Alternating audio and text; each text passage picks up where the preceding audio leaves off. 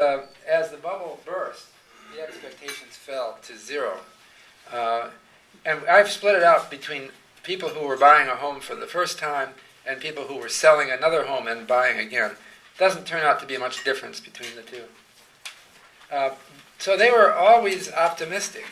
And yet, when we set up a futures market for single-family homes at the Chicago Mercantile Exchange in 2006, the expectations, well, the first price shown here, this was right when we set up the futures market, was actually our specialist's price.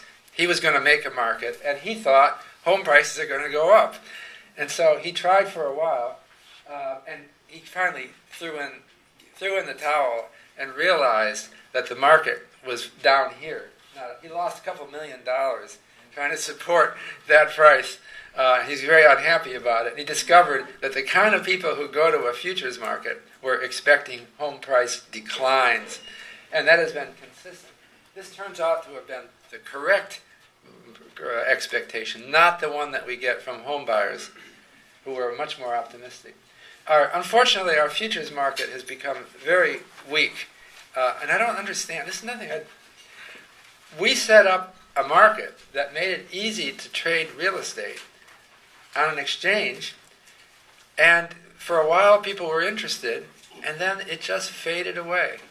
But it's still there, and we just the CME has appointed a new market maker for it. His name is John Dolan, and he set up a website just last month called homepricefutures.com. And this is the futures market as it is today. But it's very illiquid. In fact, the total open interest is about $4 million. So it's struggling to survive. But I'm hoping that we can get something going. And if anyone has any ideas, this crisis was caused by a failure to understand and manage real estate risks, and we're trying to create a market solution to that.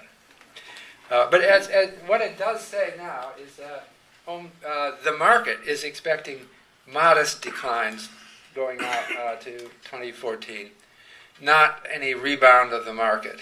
And if you don't believe that, please look at go to the CME website, and you can take a position on that belief. It's just not happening, and I don't quite know why. This is a 10-year expectation that we got. And it shows a similar pattern to the 1 year, but this is the more remarkable thing. I think this is more about what Keynes was talking about. When you ask people for their 1 year expectation, they're just responding to the current trend. But 10 years, as Keynes emphasized, is kind of the more salient number for someone who's deciding to buy a house, because you'll probably live there for 10 years.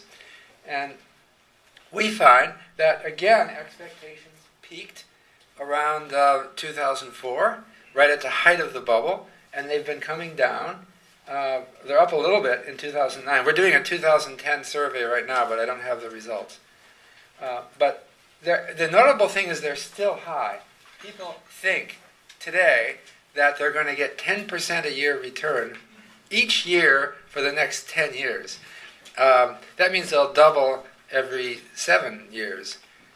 Well, that's pretty optimistic still. And that this is comparison across cities of 10-year appreciation. And you can see that it differs.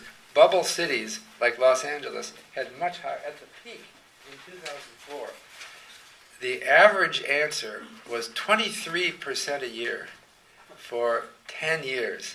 That means a $1 million house in Los Angeles would it would double to $2 million in about 3 years, and then double again.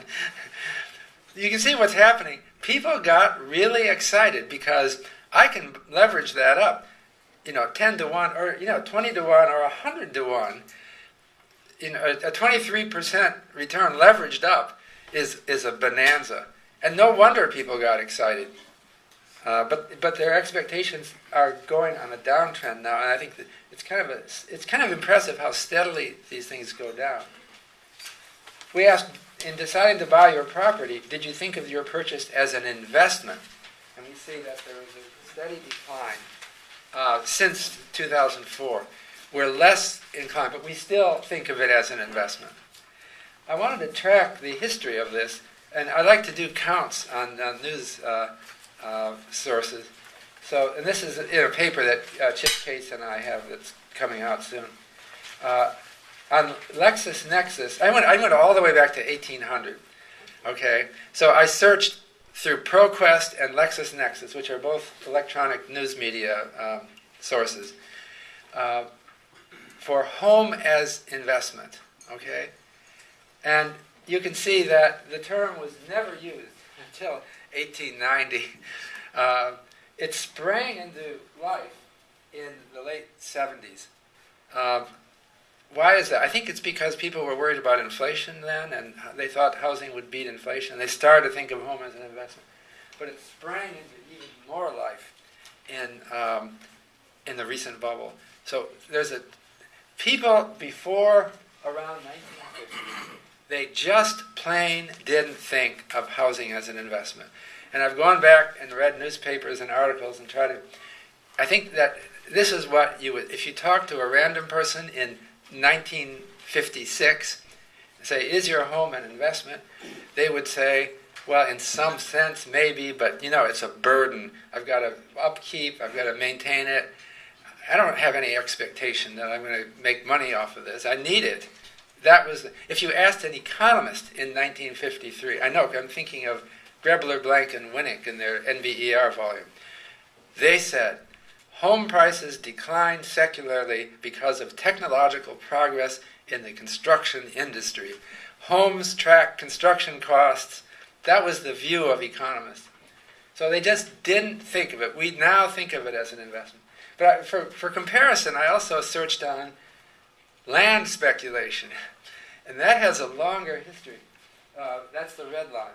So something really big happened in the 1850s. And I was intrigued by this. Why was there a land speculation boom? I think I figured it out. Does anyone know? No one would know this. Well, you're really right. Yeah, basically what I'm referring to, it is the government. In 1852, Congress responded to complaints from war veterans. Veterans had been given benefits for the whole history, going all the way back to the Revolutionary War. The U.S. government had to pay its soldiers. What did they pay them with? They gave them options to buy farmland. Every soldier could have a farm. So they gave you this piece of paper for a really low price. You could get, I think it was 180 acres out west. All right. The problem was there were no roads out there. There was no way you could actually do it.